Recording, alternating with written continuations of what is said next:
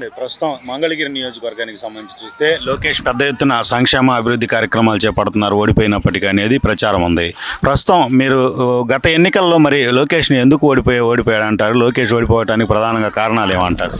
ఏమండి, లోకేష్ బాబు గారు ఓడిపోవటానికి ప్రధాన కారణాలు ఆయన కొద్ది టైంలో వచ్చారు మంగళగిరి నియోజకవర్గం ఎమ్మెల్యేగా. 20 రోజుల ముందేనండి, 20 రోజుల టైం అనగా లోకేష్ బాబు గారు ఇక్కడికి రావటం జరిగింది. అయితే ఇక్కడ సమస్యలు ఏంటో ఆయన తెలుసుకోలేకపోయారు. ఇక్కడ ప్రజలకు కూడా ఈ ఆర్కే గారు అనే ఆయన ఒక తప్పుడు అపోహలో ఆయన దగ్గరికి మీ సమస్యలు చెప్పడానికి మిమ్మల్ని వెళ్ళనివ్వరో, ఆయనకి ఫుల్ సెక్యూరిటీ ఉంటుంది, ఆయన మీ సమస్యలు ఏంటో తెలుసుకోరు, మీకు న్యాయం చేయరు, నేనంటే మీలోనే తిరుగుతాను, లెగితే మీ దగ్గరే ఉంటాను, మీ ఇళ్లలోనే తిరుగుతానని చెప్పి ఒక జనాన్ని ఒక మాయ మాటలు చెప్పి మబ్బి పెట్టి మోసపూర్వకంగా గెలిచిన ఆర్కే ఇవాళ ప్రజల గురించి పట్టించుకోవటం లేదు. ఆయన స్వార్థం కోసం ఆలోచించాడు, పారిపోయాడు, పక్క పార్టీకి వెళ్ళిపోయాడు. ఆయన స్వార్థం చూసుకున్నాడు. ప్రజలు ఎంత ఇబ్బంది పడుతున్నారో, ఆయన్ని గెలిపించిన ప్రజలు ఎంత ఇబ్బంది పడుతున్నారో, వాళ్ళకి ఏం అవసరమో కూడా తెలుసుకోలేదు. ఇప్పుడు ఎలక్షన్ల ముందు ఏం చేశాడండి? 4 రూపాయలకో 5 రూపాయలకో భోజనం పెట్టాడు అంబేద్కర్ బొమ్మ కాడ. మరి కూరగాయలు ఉచితంగా ఇచ్చారు అంబేద్కర్ గారి బొమ్మ దగ్గర. మరి గెలిచినాక ఏమైపోయినాయి? ఉచిత భోజనాలు లేవు, 4 రూపాయల భోజనము లేదు, కూరగాయలు లేవు. ఆయన స్వార్థం వాడుకున్నారు. అదే ఆర్కే గారు లాగా లోకేష్ బాబు గారే గనక గత ఎలక్షన్లో 2 నెలల్లో లేకపోతే 1 నెల ముందో వచ్చినట్టయితే ఈ నియోజకవర్గంలో ఏమి ఇబ్బందులు ఉన్నాయి, ఈ జనానికి ఏ సమస్యలు ఉన్నాయి అనేది ఆయన దృష్టికి వెళ్ళేదండి. ఆయన ఈ ప్రజల కోసం ఏం చేయాలని చేసేవాళ్ళు. ఇప్పుడు అయితే ఏ విధంగా అయితే చేస్తున్నారో గతంలో కూడా అదే విధంగా చేసేవాళ్ళు. ఇవాళ ఇంత యూత్ని ఎంకరేజ్ చేస్తున్నారంటే ఏ ప్రభుత్వంలో అయినా, ఏ ఎమ్మెల్యే అయినా, ఏ ప్రభుత్వంలో ఎవరైనా చేశారండి? ఇవాళ ఇంత పెద్ద ఎత్తున యూత్ క్రికెట్ మ్యాచ్ల్లో ఇప్పుడు ఫస్ట్ ప్రైజ్ గెలిచిన వాళ్ళకి 2 లక్షలు, పోయిన సంవత్సరంలో కూడా పెట్టారండి, 1,00,000 రూపాయలు ప్రైజ్ ఇచ్చారు. ఇప్పుడు 2 లక్షలు. రేపు రాబోయే రోజుల్లో కూడా ఇట్లాగే మ్యాచ్లు జరుపుతాం.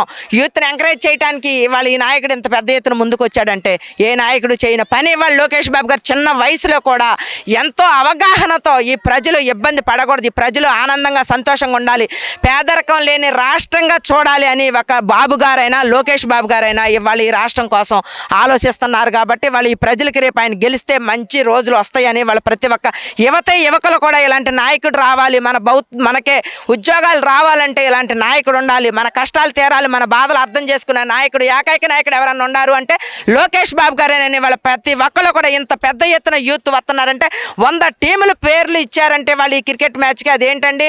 ఒక లోకేష్ బాబు గారు ఇంత యూత్ని ఎంకరేజ్ చేస్తున్నారనే ఒక నమ్మకంతో ఇలాంటి నాయకుడు రేపు కావాలని కూడా ప్రతి ఒక్కళ్ళు ముందుకు వస్తున్నారండి. మరి బహుమతులు ఇవాళ ఎవరిస్తున్నారండి? క్రికెట్ మరి ఆడదాం ఆంధ్ర అని అంటున్నారు, అక్కడ కొట్టుకుంటున్నారు, బహుమతులు కాదు. ఆయన పెట్టిన ఆడదాం ఆంధ్రాలో కొట్టుకుని తలకాయలు పగలు కొట్టుకుంటున్నారండి అక్కడ. ఇవాళ ఇక్కడ అలా కాదండి, బహుమతులు ఇచ్చుకుని వాళ్ళు ఎంతో ఆనందంగా సంతోషంగా వచ్చిన యువత ఎంతో ఆనందంతో వెళ్తున్నారు. అన్న ఇలాంటి మంచి ప్రోగ్రాం పెట్టాడు మా కోసం ఆలోచించి అని. మళ్ళీ రాబోయే రోజుల్లో కూడా మళ్ళీ ఇలాంటి మ్యాచ్ల్లో మేము ఇంకా బాగా ఆడి మళ్ళీ మేము ఫస్ట్ ప్రైజ్ తీసుకుని వెళ్ళాలని ప్రతి ఒక్కళ్ళు వాళ్ళ ఆనందం, వాళ్ళ ముఖాల్లో ఆనందం చూడండి. అది లోకేష్ బాబు గారు ఈ రాష్ట్రం గురించి అయినా, ఈ ప్రజల గురించి, ఈ మంగళగిరి నియోజకవర్గం గురించి ఆలోచిస్తున్నారంటే అది ఒక లోకేష్ బాబు గారేనండి. మేడం, ప్రస్తుతం మంగళగిరికి సంబంధించి ఒక సాఫ్ట్వేర్ సిటీ అవుతుంది. ఏదైతే హైదరాబాద్లో సైబర్ సిటీ ఎలా ఉందో సాఫ్ట్వేర్కి సంబంధించి మంగళగిరి కేంద్రంగానే గతంలో లోకేష్ ఐటీ మినిస్టర్గా ఉన్నప్పుడు కొన్ని కంపెనీలు కూడా తీసుకొచ్చాడు. మళ్ళా ఏదైతే లోకేష్ గెలిచినట్లయితే టీడీపీ అధికారంలోకి వచ్చి ఉంటే ఎలా ఉండేది ఈ 5 ఏళ్లలో?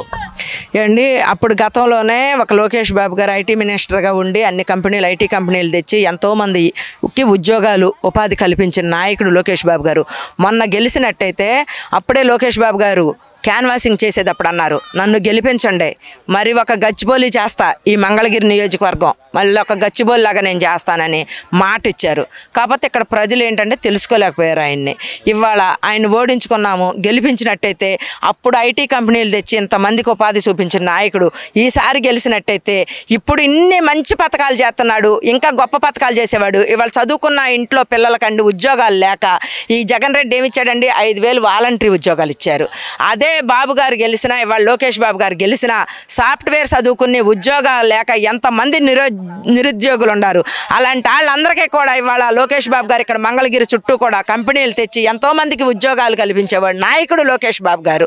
అలాంటి నాయకుడిని ఓడించామని వాళ్ళ ప్రతి ఒక్క చదువుకున్న నిరుద్యోగి వాళ్ళు బాధపడుతున్నారు. రేపు అలాంటి తప్పు జరగకూడదు, ఒక్క అవకాశం అని చెప్పి జగన్ రెడ్డిని మనం గెలిపించుకున్నాము. మోసం చేశాడు జగన్ రెడ్డి అండి. నిరుద్యోగ వృత్తి బాబు గారు అప్పుడు ఇచ్చారు. ఇప్పుడు జగన్ రెడ్డి వచ్చినాక అది తీసేశాడు. మరి ఏ పథకమైనా సరే సాఫ్ట్వేర్ కంపెనీలు కొన్ని తెచ్చారుగా, ఇవి ఉండయా ఇల్లు వెళ్ళగొట్టారు? అవి అసలు ఏముండయండి. ఇప్పుడు ఐటీ కంపెనీ ఒకటి ఉంది, అందులో అసలు ఎవరు ఉద్యోగాలు చేస్తున్నారో, ఎవరు ఉద్యోగాలు తీసేశారో కూడా అది ఖాళీగా ఉంటుంది. ఆ ఐటీ కంపెనీ లోకేష్ బాబు గారు గత ప్రభుత్వంలో అసలు ఇసుకెత్తే రాలేవాళ్ళు కాదు, జనం ఇసుకెత్తే కింద పడేది కాదండి. ఇవాళ అక్కడ ఏముంది, అసలు మనుషులే కనపడతల్లా. వాళ్ళు మంచి పరిపాలన చేస్తేనే కండి ఇప్పుడు అక్కడ మనుషులు ఉద్యోగాలు ఉండేవి.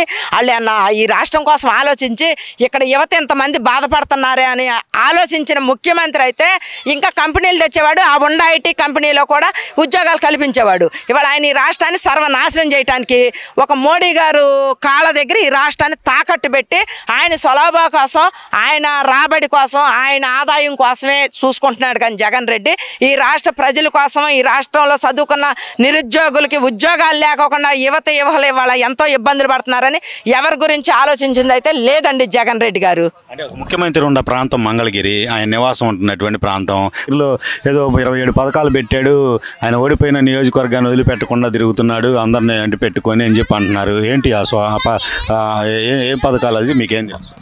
అండి వాళ్ళు లోకేష్ బాబు గారు మంగళగిరి నియోజకవర్గంలో ఓడిపోయినా కూడా గెలిచిన ఎమ్మెల్యే గారు ఇక్కడ ప్రజలకి 2 సార్లు కూడా ఆర్కే గారిని గెలిపించినా కూడా ఇక్కడ ప్రజల గురించి ఆలోచించింది లేదు. ప్రజలకి ఏం అవసరమో, ఏం ఇబ్బందుల్లో ఉండారని కూడా పట్టించుకున్న దాఖలాలు లేవు. ఎమ్మెల్యే గారు గెలిచిన ఎమ్మెల్యే కరోనా టైంలో కూడా లోకేష్ బాబు గారు కరోనా కిట్లు పంపించటం కానీ ప్రతి ఒక్కరినే కూడా నాయకుల్ని, కార్యకర్తలని ఎవరైతే ఇబ్బందుల్లో ఉండారో వాళ్ళ ఇబ్బందులు తెలుసుకుని లోకేష్ బాబు గారు సొంత ఖర్చులతో వాళ్ళకి కిట్లు ఇంటికి పంపించారనమాట. గెలిచిన ఎమ్మెల్యే ఏమీ చేసింది లేదు.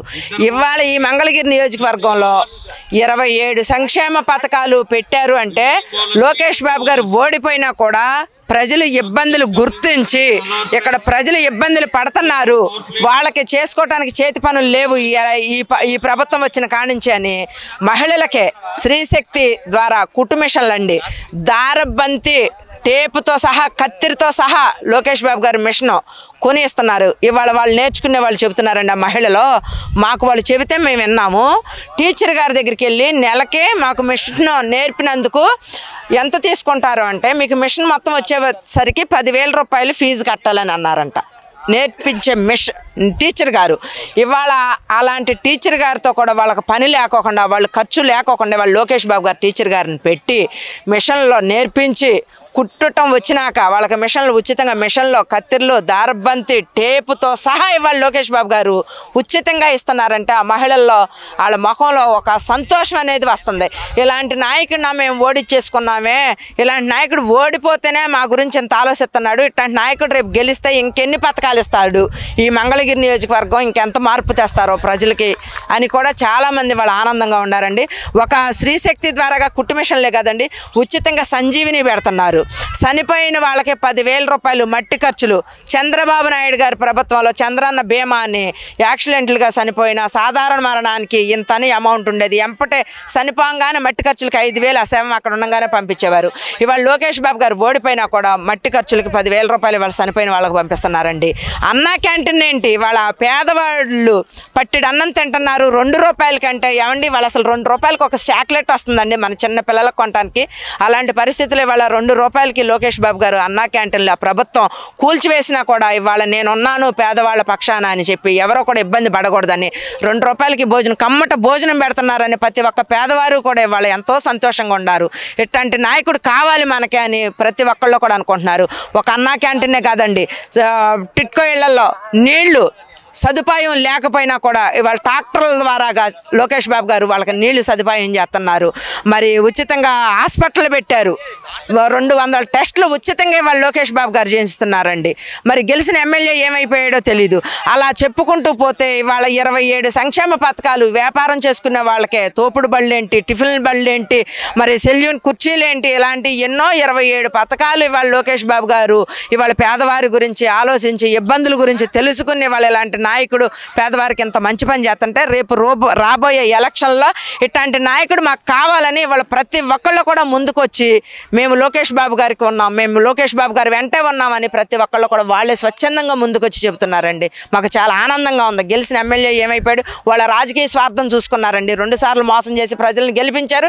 ఆయన రాజకీయ స్వార్థం చూసుకునే వాళ్ళ జగన్మోహన్ రెడ్డి గారు టికెట్ ఇవ్వలేదని జగన్మోహన్ రెడ్డి గారు బినామీ కాబట్టి వాళ్ళు ఆర్కే గారు రేపు రాబోయే రోజుల్లో లోకేష్ బాబు గారి మీద ఓడిపోతారని తెలిసి జగన్మోహన్ రెడ్డి గారు ఒక పక్క ప్లాన్తో ఆయన బినామీని పక్క పార్టీలోకి పంపించాడు.